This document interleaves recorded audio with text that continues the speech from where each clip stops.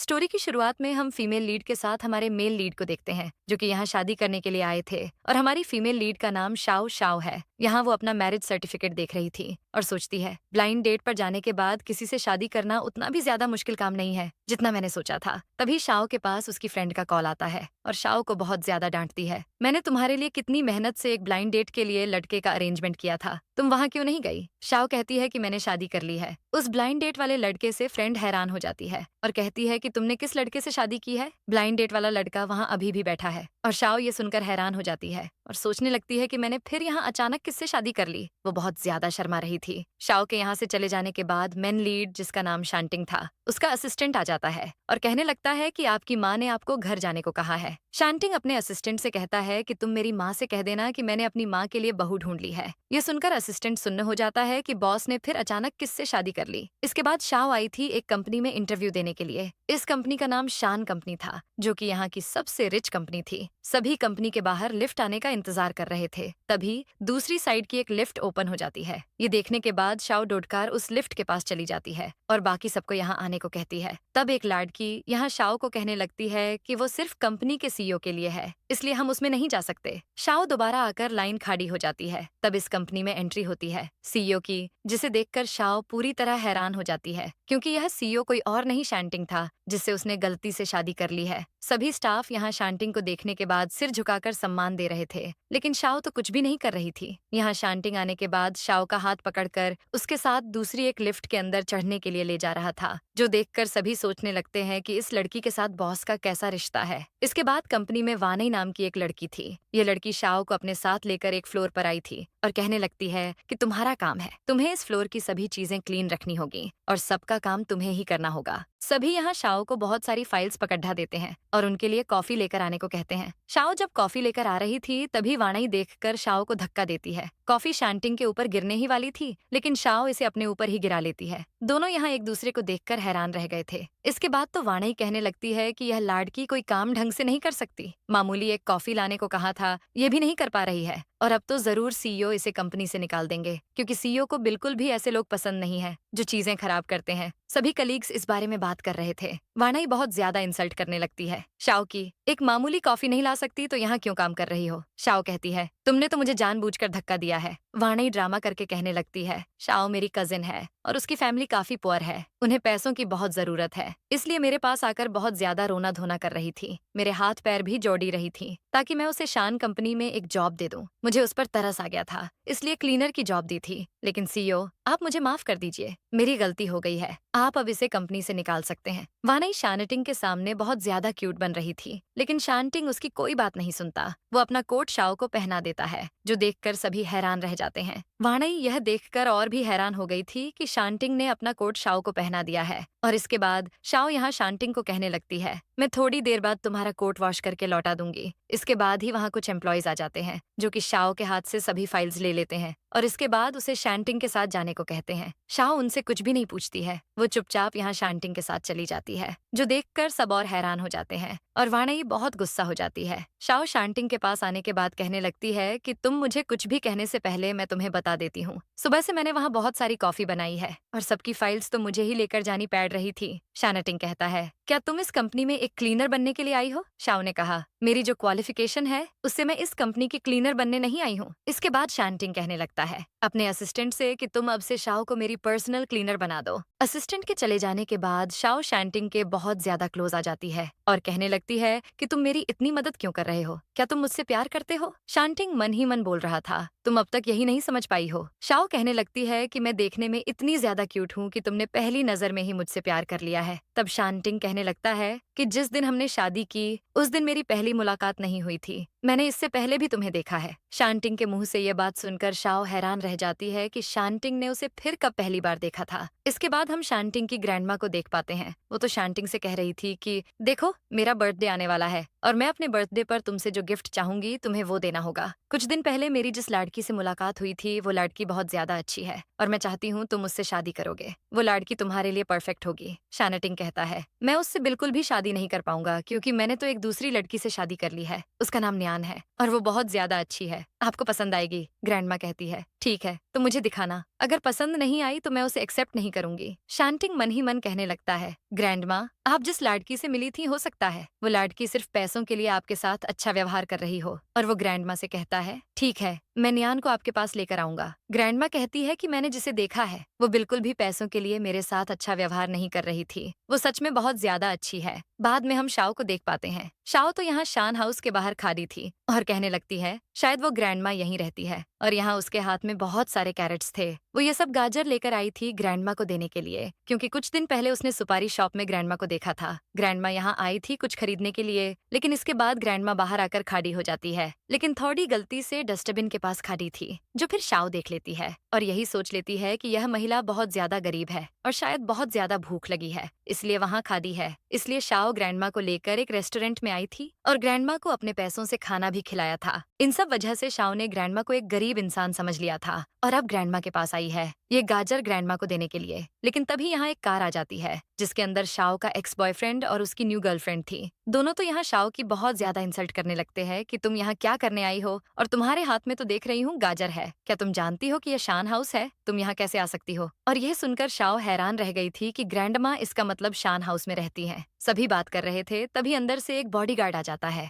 और कहने लगता है कि तुम लोग यहाँ क्या कर रहे हो, यहाँ से चले जाओ। शाओ का एक्स बॉयफ्रेंड शयान उस बॉडीगार्ड से कहने लगता है कि हम यहाँ बहुत सारे गिफ्ट्स लेकर आए हैं ग्रैंडमा से मिलने के लिए, हमें अंदर जाने दीजिए। बॉडीगार्ड कहता है कि सॉरी ग्रैंडमा अभी किसी से भी नहीं मिलेंगी, इसलिए आप लोग यहाँ से चले जाइए, यहाँ ऐसे ही खड़े मत रहिए। वो शाओ से कहने लगते हैं कि तुम भी यहाँ से चली जाओ, गाजर लेकर आई हो अंदर कैसे जाओगी। तब बॉडीगार्ड कहने लगता है कि आपका नाम क्या शाओ है। इस पर शाओ कहती है हाँ, कहता है ग्रैंडमा ने आपको अंदर आने को कहा है। शाओ खुश हो जाती है और शाओ का बॉयफ्रेंड काफी हैरान हुआ था कि शाओ को क्यों अंदर जाने दे रहे हैं। शाओ अंदर जाने से पहले अपने बॉयफ्रेंड शयान को बहुत सारी बातें सुना देती है। इसके बाद अंदर आ जाती है ग्रैंडमा से मिलने के लिए। ग्रैंडमा उसे देखकर बहुत ज्यादा खुश हो गई थी और शाओ कहने लगती है कि सॉरी ग्रैंडमा, मैं तो उस दिन आपको एक गरीब इंसान समझ बैठी थी और इस वजह से मैंने बिना कुछ जाने समझे आपके लिए गाजर लेकर आई हूँ। मैं तो गिफ्ट के तौर पर आपको गाजर ही देना चाहती थी। ग्रैंडमा कहती है कोई चिंता मत करो, मैं खुश हूँ और मेरे पास भी तुम्हारे लिए बहुत सारे गिफ्ट्स हैं। इसके बाद शाओ अपने लाए हुए गाजर ग्रैंडमा को दे देती है। दोनों बहुत ज्यादा खुश थे। इसके बाद ग्रैंडमा शाओ के लिए गिफ्ट्स लेकर आती है,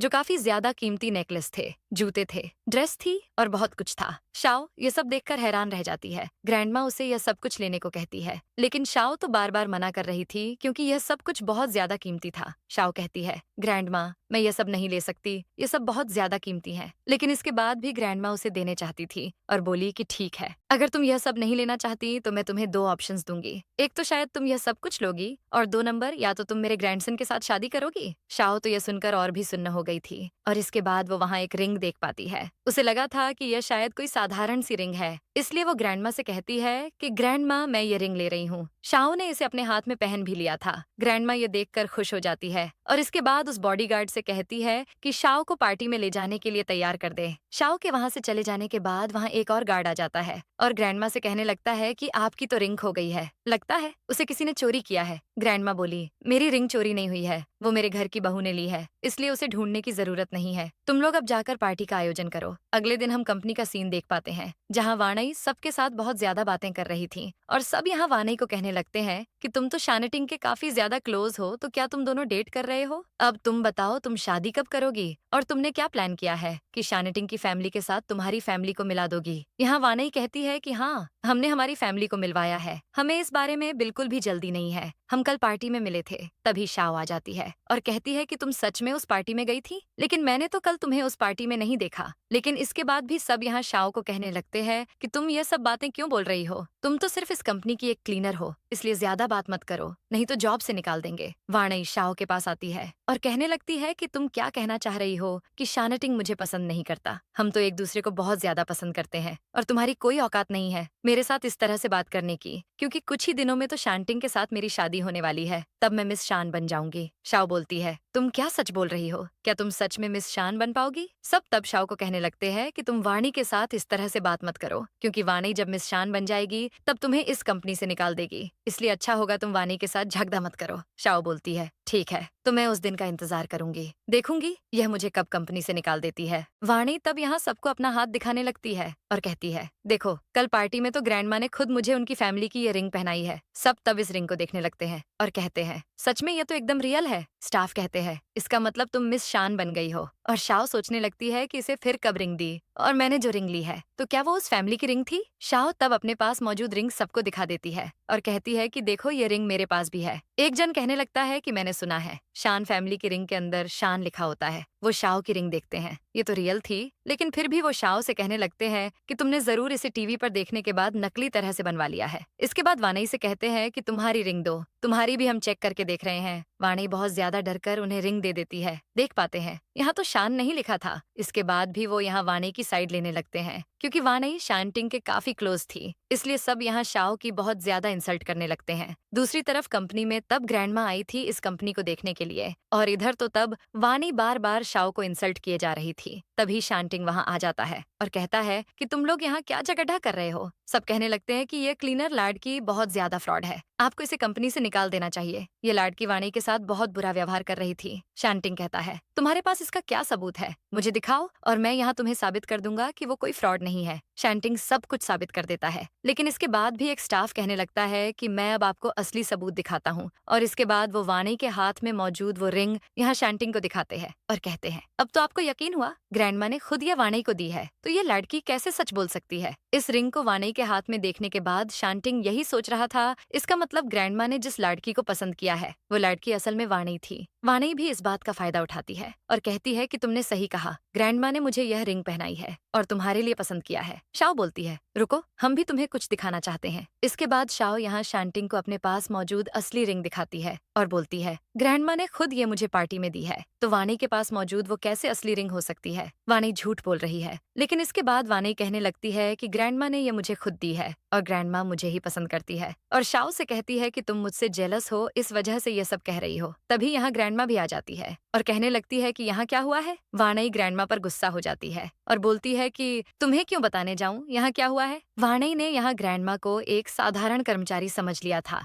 ग्रैंडमा कहने लगती है कि तुम्हारा व्यवहार एकदम भी अच्छा नहीं है। वाणी बोलती है कि मैं क्यों एक कर्मचारी के साथ अच्छा व्यवहार करूं, जबकि मुझे ग्रैंडमा ने खुद पसंद किया है शानेटिंग के लिए। ग्रैंडमा सोच रही थी कि कंपनी में ऐसी एक लाड़की क्या करने के लिए रहती है, और वाणी बार बार यही बोल रही थी, शानेटिंग तुम्हें अब मुझसे शादी करनी होगी, ग्रैंडमा मुझे पसंद करती है। शांटिंग यहाँ शाओ का हाथ पकड़ डीएच लेता है और ग्रैंडमा से कहने लगता है कि मैं जानता हूँ आपने मेरे लिए वाणी को पसंद किया है, लेकिन मैं वाणी को पसंद नहीं करता, मैं शाओ को पसंद करता हूँ। आप मेरे लिए शाओ को एक चांस दीजिए। ग्रैंडमा इनकी बात सुनकर हंसने लगती है और बोलती है, तुम्हें किसने कहा मैं वाणी को पसंद करती हूँ, मैं तो असल में शाओ को ही पसंद करती हूँ। ग्रैंडमा बोलती है, मैं तो ये जानकर खुश हुई हूँ कि तुम दोनों एक दूसरे को पहले से जानते हो और अब तुम लोग जल्दी शादी कर लो। शाओ बोलती है, हमने तो ऑलरेडी मैरिज सर्टिफिकेट ले लिया है। और ग्रैंडमा मुझे माफ कर दीजिएगा, मैं आपके बारे में एकदम नहीं जानती थी और मैंने तो गलती से आपकी वो रिंग भी ले ली थी। इस वजह से यहाँ ग्रैंडमा को उनकी वो रिंग लौटा रही थी। वाणी ये सब देखकर काफी सुन्न हो गई थी और यहाँ तब जब रिंग लौटा रही थी, ग्रैंडमा वो रिंग नहीं लेती है और बोलती है कि अब से ये तुम्हारी रिंग है, इसलिए तुम ही रखो। और शानेटिंग यहाँ दोबारा शाओ को वो रिंग पहना देता है। इसके बाद शांटिंग शाओ को लेकर एक रेस्टोरेंट में आता है और बोलता है कि मैं तुम्हें यहाँ लेकर आया हूँ,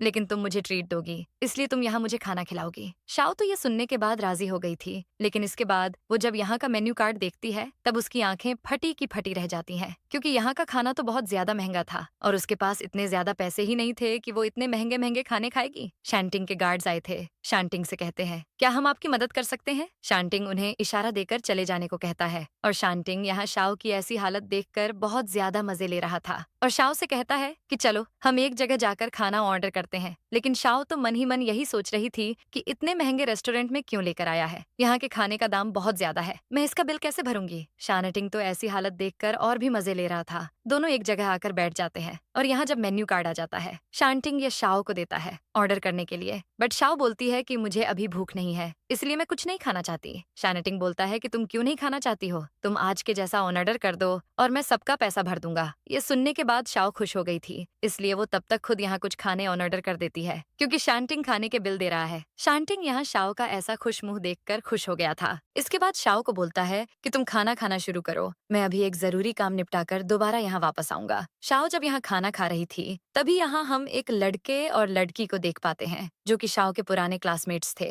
उसका क्लासमेट तो यहाँ उसकी बहुत ज्यादा इंसल्ट करने लगता है, लेकिन शाओ उसकी बातों पर ध्यान नहीं दे रही थी। लड़की का बॉयफ्रेंड शाओ के नाम पर उल्टा पुल्टा कुछ बोलने ही वाला था, लेकिन शांटिंग आ जाता है और उसे बहुत जोर से एक किक मारता है। इसके बाद शाओ के साथ एक फोटो खींच लेता है और ये फोटो तभी शाओ के सोशल मीडिया पर अपलोड कर देता है। सब तब यहाँ शाओ को बहुत सवाल करने लगते हैं। शाओ ये सब देखकर हैरान हो गई थी और क्लासमेट का बॉयफ्रेंड यहाँ से चले जाने से पहले इन्हें बहुत ज्यादा धमकी देता है। इसके बाद तो इस रेस्टोरेंट के गार्ड्स को बुलाकर कहता है कि इन दोनों को यहाँ से निकाल देने के लिए, लेकिन गार्ड्स यहाँ उल्टा उसे ही पकड़ डीडीएच लेते हैं। शांटिंग गार्ड्स को इशारा करता है और गार्ड्स ये समझकर शाओ के क्लासमेट को एक स्लैप मार देते हैं। इससे वो बहुत गुस्सा हो गया था। शाओ अपने क्लासमेट को उचित जवाब दे देती है और बोलती है, तुमने जो कुछ भी किया है ये सब एकदम ठीक नहीं है। और शाओ को इस तरह गुस्सा करते देख शांटिंग बहुत ज्यादा खुश हुआ था। अगले दिन हम इन्हें एक और रेस्टोरेंट में देख पाते हैं। यहाँ शाओ तो शांटिंग को इस वजह से लेकर आई थी क्योंकि यहाँ शाओ के सभी क्लासमेट्स आए थे एक रियूनियन पार्टी के लिए। और यहाँ तो तब शाओ शांटिंग को ये भी कहने लगती है कि इस पार्टी में मेरा एक्स बॉयफ्रेंड अपनी गर्लफ्रेंड को लेकर आएगा और क्या तुम मुझे यहाँ दोबारा छोड़कर चले जाओगे या मेरे साथ ही रहोगे। तब शांटिंग उसके बचपन की एक बात याद करने लगता है जहाँ शांटिंग के पास शाओ आई थी। शांटिंग बचपन में बहुत ज्यादा मोटा था, इसलिए बाकी लड़के उसे बहुत ज्यादा बुली करते थे। शाओ शांटिंग के पास आई थी और कहा था, तुम मुझे $10 दो, मैं उन्हें देख लूंगी, तुम्हें कोई बुली नहीं करेगा। इसके बाद जब बाकी लड़के आए थे शांटिंग को बुली करने के लिए, तब यहाँ शाओ ने उनके साथ फाइट की थी और वो शाओ को देखकर डर गए थे, इसलिए चले गए थे। और इस वजह से यहाँ तब शांटिंग शाओ को कहने लगता है, मैं तुम्हें छोड़ डीएच कर नहीं जाऊंगा। शाओ जब अंदर जाने लगी थी तब यहाँ एक लड़की आ जाती है और शाओ से कहने लगती है कि अंदर तो शयान आकर अपनी गर्लफ्रेंड के लिए बहुत महंगा एक गिफ्ट लेकर आया है, तो तुम अंदर जाकर क्या महंगा गिफ्ट पाओगी। शांटिंग शाओ से बोलता है, तुम यहीं रहो, मैं अभी जाकर तुम्हारे लिए लेकर आता हूँ। इसके बाद शाओ अंदर चली आती है। वो अंदर आने के बाद देख पाती है यहाँ शयान और उसकी गर्लफ्रेंड फन वो दोनों तो एक टेबल पर बैठे हैं और बाकियों को अलग एक टेबल पर बिठा दिया गया है। यहाँ शयान और फन वो दोनों मिलकर तो शाओ की बहुत ज्यादा इंसल्ट करने लगते हैं कि तुम्हारे जैसे गरीब यहाँ क्या करेंगे। शाओ उन्हें जवाब दे देती है, तुम यहाँ क्या करने आए हो, हम भी वही करने आए हैं। और यहाँ तो फेई यही कहने लगती है कि तुम्हारे जैसे गरीबों के साथ बैठने की मेरी एकदम ही इच्छा नहीं है, क्योंकि मेरी ड्रेस और ज्वेलरी बहुत ज्यादा महंगी है, इसलिए मैं तुम्हारे साथ नहीं बैठना चाहती। और वो अपनी ड्रेस की बहुत ज्यादा तारीफ करने लगती है कि ये बहुत ज्यादा महंगी है। इस वजह से शाओ तब उसके पास चली आती है और कहने लगती है, देखूं तो तुम्हारी ड्रेस कितनी महंगी है। इसके बाद वो ड्रेस का सील देखती है जहाँ लिखा था मेड इन चाइना और ये ज्यादा दाम की नहीं होती। शाओ तब यहाँ एक वेटर को आने को कहती है जिसके पास फन के लिए गिफ्ट था और ये गिफ्ट था एक ब्रेसलेट। ये लड़की कहने लगती है कि ये तो शान फैमिली का ब्रेसलेट है, ये बहुत ज्यादा महंगा है। शाओ बोलती है कि हाँ, ये शान फैमिली का ब्रेसलेट है, उन्होंने अभी थोड़ी देर पहले ऑक्शन में रखा था और मैं इसे खरीद कर लेकर आई हूँ फेई को गिफ्ट करने के लिए। शाओ उनकी इन सब फालतू बातों पर एकदम ध्यान नहीं दे रही थी। शयान ने फेई को वो ब्रेसलेट पहना दिया और इसके बाद फेई तो शाओ को कहने लगती है कि देखो, मेरे बॉयफ्रेंड ने मुझे इतना महंगा एक ब्रेसलेट गिफ्ट किया है, तो तुम्हारा बॉयफ्रेंड कहाँ है और क्या तुम्हें ऐसा महंगा कुछ गिफ्ट कर पाएगा। तभी शांटिंग आया था और शाओ के लिए बहुत महंगा एक ब्रेसलेट लेकर आकर उसे पहना देता है, जिसे देखने के बाद सब सुन्न हो जाते हैं। और शयान कहने लगता है कि यह शान फैमिली का ब्रेसलेट है, ये बहुत ज्यादा महंगा है, लेकिन तुम्हारे जैसे लाडके को ये कहाँ से मिलेगा, लगता है तुमने इसे चोरी किया है। लेकिन तभी शान के गार्ड्स आ जाते हैं और असिस्टेंट कहने लगता है कि बॉस आपकी कार रेडी हो गई है। ये सुनकर शयान हैरान हो जाता है और सब यही कहने लगते हैं कि शयान ने फेई को जो ब्रेसलेट गिफ्ट किया है उससे शाओ के हाथ में जो ब्रेसलेट है वो 10 गुना ज्यादा महंगा है। शाओ बोलती है कि मैं शान फैमिली को जानती हूँ, शान फैमिली इसे कभी नहीं बेचेगी, तो तुम्हें ये कहाँ से मिला, सच सच बोलोगे। शांटिंग तब कहने लगता है, तुम तो अभी थोड़ी ही देर पहले जानना चाहती थी कि मुझे ये कहाँ से मिला, तो तुम जान ही लो, मैं शान कंपनी का सीईओ हूँ। असिस्टेंट आकर बोलता है कि मिस्टर शान, आपकी कार रेडी हो गई है, जा सकते हैं। ये सुनकर सब हैरान हो जाते हैं। शांटिंग कहने लगता है, नेक्स्ट टाइम से शाओ के साथ एकदम बुरा व्यवहार मत करना। और मैंने सुना है तुम शान फैमिली के साथ ज्वेलरी लेकर काम करते हो, लेकिन आज से शान फैमिली तुम्हारे साथ कोई काम नहीं करेगी, तुम्हारे साथ सब कॉन्ट्रैक्ट्स खत्म कर दिए हैं। इसके बाद शाओ को लेकर वहाँ से बाहर चला आता है और शयान अपना सब कुछ खोकर एकदम पागल हो जाता है। शाओ बाहर आकर बहुत ज्यादा खुश हुई थी और शांटिंग को कहने लगती है, तुमने अंदर जो कुछ किया है एकदम सही किया है, मैं बहुत खुश हूँ। और शाओ को इतना ज्यादा खुश देखकर शांटिंग खुद भी खुश हो गया था। अगले सीन में हम शाओ को देख पाते हैं ग्रैंडमा के साथ एक रेस्टोरेंट में आई थी खाना खाने के लिए। दोनों यहाँ बहुत ज्यादा बातें कर रही थी, तभी उसकी वो क्लासमेट चली आती है। शाओ उनसे कोई बात नहीं करना चाहती थी, लेकिन फन उसे कहने लगती है कि मैं जानती हूँ तुम कभी ऐसी एक पार्टी में नहीं आ पाओगी, हमने बहुत बड़ी एक कंपनी की पार्टी में जाने के लिए इनवाइट किया है और मुझे नहीं लगता तुम्हें वहाँ जाने के लिए इनवाइट करेंगे। तुम वहाँ किसी भी तरह नहीं जा पाओगी। अगर तुम खुद को हमारे जैसा समझती हो तो उस पार्टी में आकर दिखाना। उस पार्टी में साधारण कोई नहीं आ सकता। और इस पार्टी को लेकर बार बार शाओ को अपमानित कर रही थी। शाओ यह सोचने लगती है कि हो सकता है वो कंपनी सच में शान कंपनी से बहुत बड़ी हो, इस वजह से मैं नहीं बोलूंगी कि वहाँ जाऊंगी। हो सकता है मेरा ऐसा करने से शान फैमिली का बहुत बड़ा अपमान होगा, इसलिए बोल देती है कि मैं उस पार्टी में नहीं जाऊंगी। लेकिन ग्रैंडमा शाओ से बोलती है कि तुम उस पार्टी में जाओगी, तुम्हारा वहाँ जाना जरूरी है। फेई फेई और शयान बोलते हैं देखा जाएगा कि तुम उस पार्टी में जा सकती हो कि नहीं जा सकती। अगले सीन में हमें पार्टी का सीन दिखाया जाता है जहाँ सब आ गए थे। शाओ जब यहाँ आती है तो वो यहाँ कुछ डोनट्स देख पाती है, इसलिए उन्हें खाना शुरू करती है और थोड़ा साइड चली जाती है। और यहाँ तो तब शयान और उसकी गर्लफ्रेंड फेई फेई वो दोनों बहुत ज्यादा बातें कर रहे थे, तभी यहाँ एंट्री लेता है शानटिंग। शानटिंग को देखकर शयान बहुत गुस्सा हो जाता है, कहने लगता है कि तू यहाँ क्या करने आया है, और वो उसे मारने ही वाला था। लेकिन शानटिंग उल्टा शयान को बहुत मारता है। शयान और गुस्सा हो जाता है, कहने लगता है कि यह लार्ड का एक फ्रॉड है, इसने झूठ बोला है, ये शान कंपनी का सीईओ नहीं है। तब यहाँ सब कहने लगते हैं कि आपकी बात गलत हो रही है, ये शान कंपनी के सीईओ है और इनका नाम शानटिंग है। और आज आप जिस कंपनी की पार्टी में आए हैं, इस कंपनी की प्रेसिडेंट कोई और नहीं शानटिंग की ग्रैंडमा है। शयान काफी सुन्न हो गया था। शानटिंग कहने लगता है कि शान कंपनी के साथ तुम्हारी बहुत सारी डील्स है, लेकिन मैंने तुम्हारी सब डील्स कैंसिल कर दी है और भविष्य में भी कभी तुम शान कंपनी के साथ कोई डील नहीं कर पाओगे। दूसरी तरफ शाओ की तब अचानक फिर इन सब पर नजर पड़ डिओचन जाती है, इसलिए वो अपना खाना पीना छोड़ कर दौड़ डिओचन कर चली आती है। शानटिंग के पास और बहुत ज्यादा डर गई थी कि शानटिंग यहाँ आकर फाइट कर रहा है तो जरूर उसकी कंपनी का नुकसान हो जाएगा। शानटिंग का हाथ पकड़कर बोलती है चलो मेरे साथ, और यहाँ से तो शानटिंग को लेकर दौड़कर बाहर चली आती है। कुछ दूर आने के बाद वो काफी हाँफ रही थी, कहने लगती है कि तुम वहाँ जाकर क्यों मारपीट कर रहे थे,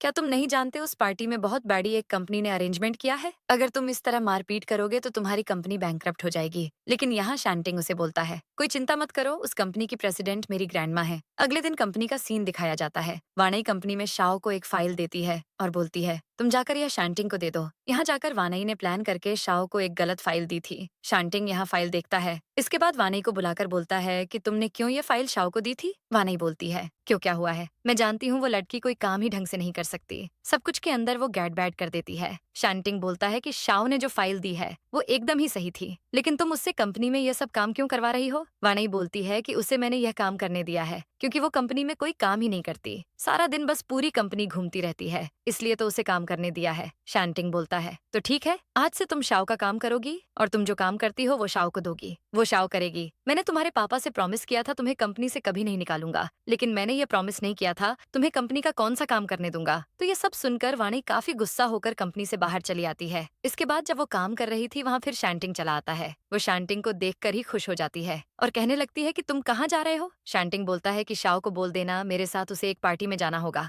वाणी बोलती है कि तुम कैसे उस क्लीनर को अपने साथ पार्टी में लेकर जा सकते हो, तुम चाहो तो मुझे भी लेकर जा सकते हो, मैं बहुत ज्यादा सुंदर हूँ। शानटिंग बोलता है तुम्हें जो करने कहा है सिर्फ उतना ही करो, और वाणी बहुत गुस्सा हो गई थी। इसके बाद शाओ के पास चली आती है। शाओ से कहने लगती है कि तुम्हें अभी यहाँ से जाना होगा क्योंकि मुझे पता चला है शानटिंग का एक कार एक्सीडेंट हुआ है, लेकिन उसका फोन अभी बंद है, इसलिए कोई उसकी कोई खबर नहीं पा रहा है। शाओ बोलती है तो हमें ये अब पुलिस को बताना होगा। वाणी बोलती है मैंने पुलिस को बता दिया है, अब तुम जल्दी जाओ और शानटिंग को ढूंढ निकालो, शानटिंग को तुम्हारी जरूरत है। शाओ डर जाती है और जल्दी करके यहाँ से चली जाती है शानटिंग के पास जाने के लिए। वाणी बहुत खुश हो रही थी। इसके बाद जब शानटिंग कंपनी में रहता है और बहुत रात हो जाती है, अब उसे पार्टी में जाना है। देख पाते हैं यहाँ वाणी चली आई है। शानटिंग बोलता है शाओ कहाँ है। वाणी बोलती है मैं नहीं जानती, बहुत देर से उसे कंपनी में नहीं देख रही हूँ, अब क्योंकि शाओ नहीं है तो तुम मुझे अपने साथ पार्टी में लेकर जा सकते हो। शानटिंग बोलता है कि शाओ नहीं है इसका मतलब तो ये नहीं मैं तुम्हें लेकर उस पार्टी में जाऊंगा। और यहाँ सबसे पूछने लगता है शाओ कहाँ है, लेकिन कोई कुछ नहीं बोल पा रहा था, इसलिए असिस्टेंट को फोन करके बोलता है शाओ को ढूंढने के लिए।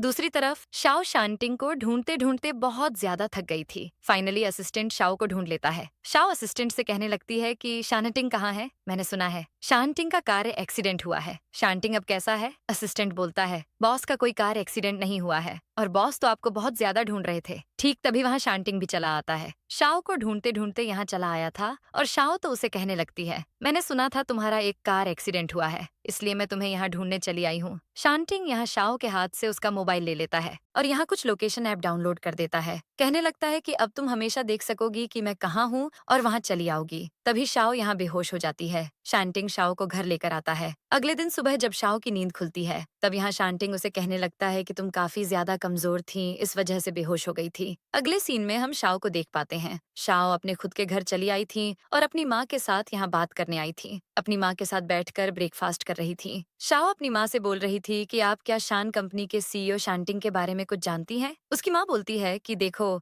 हम दोनों दो अलग दुनिया के लोग हैं, इसलिए मैं उनके बारे में कुछ नहीं जानती और कुछ बोलना भी नहीं चाहती। शाओ कहने लगती है, अगर मैं आपको बोलूं कि हम दोनों डेट कर रहे हैं और शांटिंग मेरा बॉयफ्रेंड है तो क्या आप विश्वास करेंगी? शाओ की माँ बोलती है, तुम्हें क्या कोई समस्या हुई है या पहले तुम्हारी काफी ज्यादा तबीयत खराब है इसलिए तुम पागलों जैसी बात कर रही हो? ये तो कभी संभव नहीं होगा और तुमने शायद ये सब कुछ सपने में देखा है, इसलिए मुझे बोल रही हो। और शाओ समझ जाती है उसकी माँ ये सब कुछ विश्वास नहीं करेंगी। इसके बाद शानटिंग को देख पाते हैं। शाओ के लिए कार के अंदर इंतजार कर रहा था। शाओ आकर कहने लगती है कि मैंने अपनी माँ को तुम्हारी बात कही थी कि हम दोनों डेट कर रहे हैं, लेकिन माँ तो कोई बात विश्वास ही नहीं कर रही थी। शानटिंग बोलता है, तो अब तुम्हारी माँ से मुझे मिलना होगा। शाओ बोलती है, क्या तुम मेरी माँ को जाकर बोल दोगे कि हम दोनों अब शादी कर रहे हैं? मुझे नहीं लगता माँ ये सब कुछ विश्वास करेगी। शानटिंग बोलता है, मैं अभी नहीं जा सकता, पहले मुझे तुम्हारी माँ के लिए कुछ गिफ्ट्स खरीदने होंगे, क्योंकि शादी की बात बोलनी हो तो गिफ्ट्स खरीदने की बहुत जरूरत है। शाओ तो सुन्न हो जाती है। इसके बाद दोनों एक साथ लिफ्ट के अंदर थे और शांटिंग ने तो शाओ की माँ के लिए बहुत सारे गिफ्ट्स खरीदे थे। शाओ काफी ज्यादा खुश थी और कहने लगती है कि तुमने शायद बहुत ज्यादा गिफ्ट्स खरीदे हैं मेरी माँ के लिए,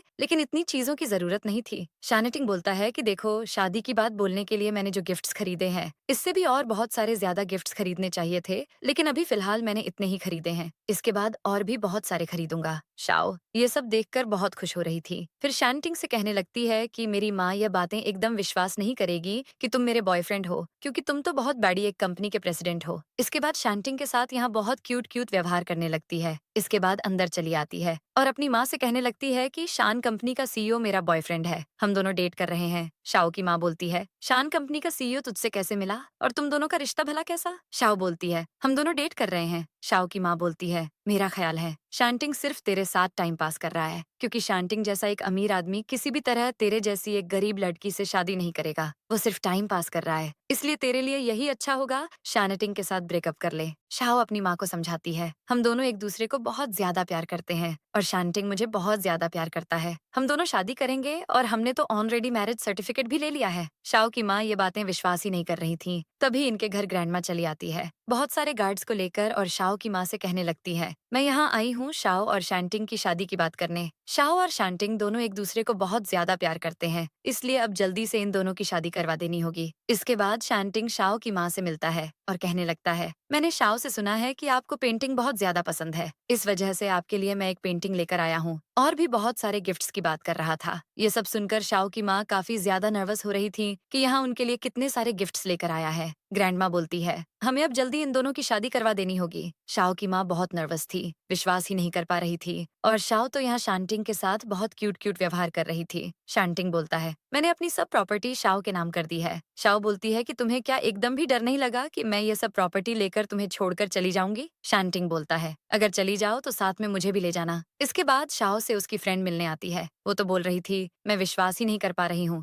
शांटिंग के साथ शाओ की शादी होने वाली है, अगर सच में ये होता है तो शाओ बहुत ज्यादा हैप्पी होगी। फिर इसके बाद शाओ से कहने लगती है, लेकिन इसके बाद भी शयान क्यों मुझे बार बार फोन कर रहा था, और मैंने सुना है उसकी कंपनी अब पूरी बर्बाद हो गई है और इस वजह से फन फन भी उसे छोड़कर चली गई है। इसके बाद शाओ अपने घर से बाहर निकली थी। यहाँ हम शयान को देख पाते हैं। शयान ने यहाँ शाओ को आने को कहा था। शाओ बोलती है, तुमने मुझे यहाँ क्यों आने को कहा है? शयान बोलता है कि देखो देखो, मुझसे बहुत बड़ी गलती हो गई है, तुम मुझे माफ कर दो और मुझे एक और चांस दो। मैं तुम्हें बहुत ज्यादा प्यार करता हूँ और कभी तुम्हारे साथ ऐसा नहीं करूंगा, सिर्फ मुझे एक और चांस दो। शाओ बोलती है कि सॉरी, मेरी अब शादी हो गई है और तुम मुझसे नेक्स्ट टाइम कभी नहीं मिलोगे। लेकिन शयान उसकी कोई बात नहीं सुन रहा था, उसका हाथ पकड़ लेता है और उसके साथ बहुत ज्यादा बैड बिहेव करने लगता है। मैं विश्वास नहीं करता तुम्हारी शादी हो गई है। शयान को विश्वास दिलाने के लिए शाओ ने शैंटिंग के पास फोन किया था और लाउड स्पीकर पर उसके साथ बात करती है। इसके बाद शयान को बोलती है, अब तो तुम्हें विश्वास हो गया है, मैंने और शैंटिंग ने शादी कर ली है। ये सब देखने के बाद और सुनने के बाद भी शयान उसकी बातें विश्वास नहीं कर रहा था और उससे बार बार एक चांस मांगने लगता है। उसका हाथ भी नहीं छोड़ने अच रहा था। तभी शैंटिंग चला आता है और शयान को बहुत जोर से किक मारकर गिरा देता है और कहने लगता है, अब तेरा विश्वास हो गया है? शाओ बोलती है कि अच्छे से देख लेना, शैंटिंग मेरा हस्बैंड है, हम दोनों ने शादी कर ली है। इस वजह से नेक्स्ट टाइम से मुझे और कभी इस तरह से परेशान मत करना। अगर करोगे तो मेरा हस्बैंड लेकिन तुम्हें एकदम नहीं छोड़ देगा। शयान बहुत डर जाता है और बोलता है कि ठीक है। इसके बाद दोनों कार के अंदर चले आते हैं। शाओ के वहाँ उस तरह से शैंटिंग को अपना हस्बैंड कहने पर शैंटिंग बहुत खुश हुआ था और वो तो यहाँ तब काफी ज्यादा खुश होकर शाओ की तरफ ही देखता रहता है। अब आप बताओ कि इस ड्रामा को 10 में से कितनी रेटिंग दोगे? और ये दोनों की केमिस्ट्री बहुत रियल है, तो क्या आप इनके और ड्रामा देखना चाहोगे? तो वीडियो को लाइक, शेयर और हाइप कर देना और ऐसे ही ड्रामास देखने के लिए चैनल को सब्सक्राइब कर देना।